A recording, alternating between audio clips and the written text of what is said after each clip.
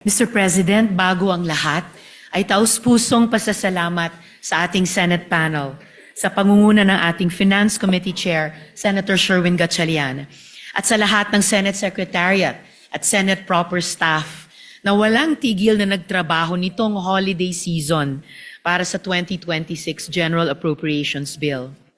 Salamat din sa suporta ng ating Senate President Vicente Sotto III, who stood by the Senate position during these historic open BICAM deliberations. Mr. President, dear colleagues, my vote is yes for the BICAM version of the 2026 national budget, even as I have serious reservations about unprogrammed appropriations and other issues. I believe it is possible, while registering my reservations and objections, to lend my support to the crucial reforms in this budget towards transparency and better governance, and the undeniable wins for people's health, education, and the protection of our women and children. Last year, the 2025 national budget featured zero government subsidy for PhilHealth, which is why I voted against it. The 2026 budget will begin to correct that by allocating 129.76 billion pesos to PhilHealth next year, including the 60 billion pesos wrongfully taken from PhilHealth in 2024.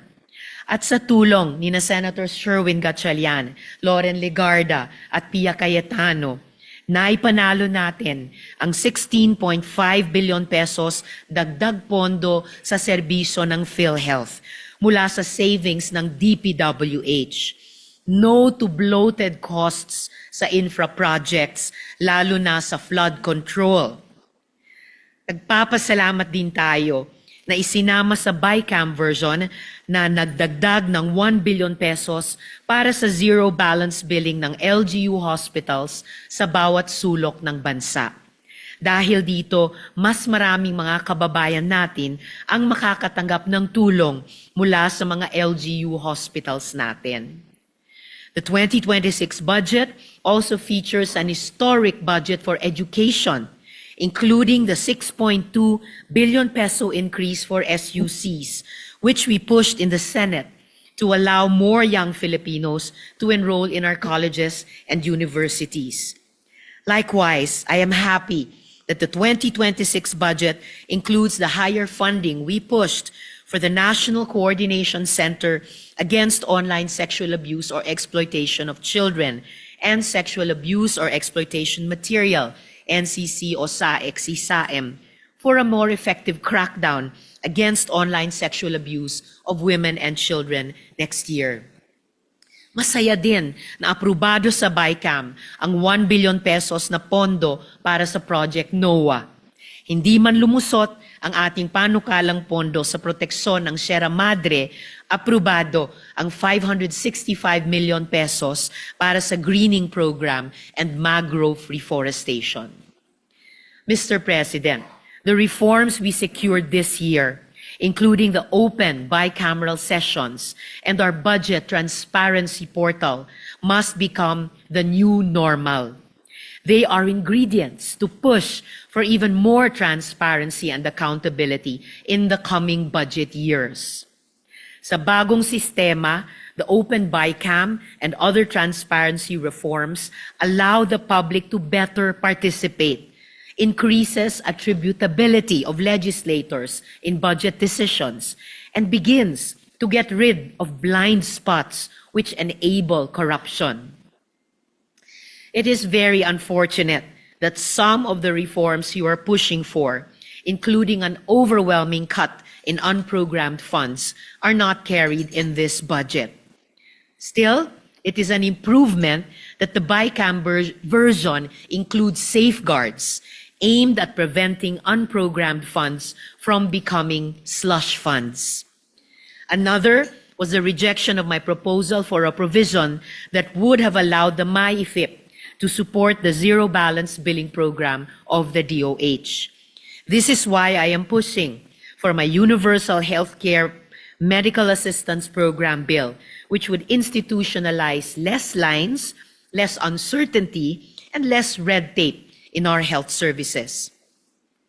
My deep thanks go to SP Pro Tempore Ping Lacson for his anti-political patronage provisions so that politicians can no longer exploit assistance programs for personal gain.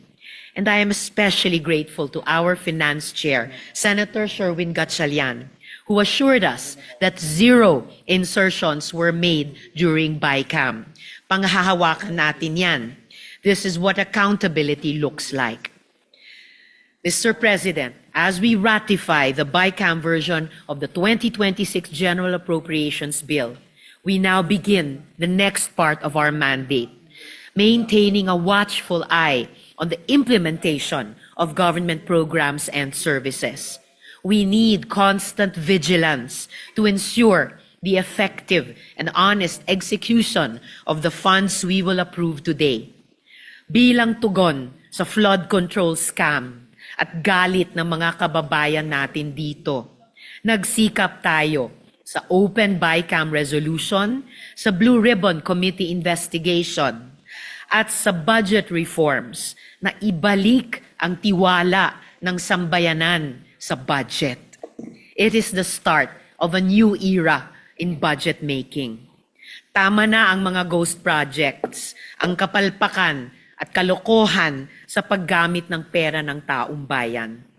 At para makamtan ito, kailangan ng pagpapatuloy at pag-institutionalize ng mga plataporma sa paglahok ng lahat ng stakeholders, simula sa Open BICAM na sinubukan natin ngayong taon.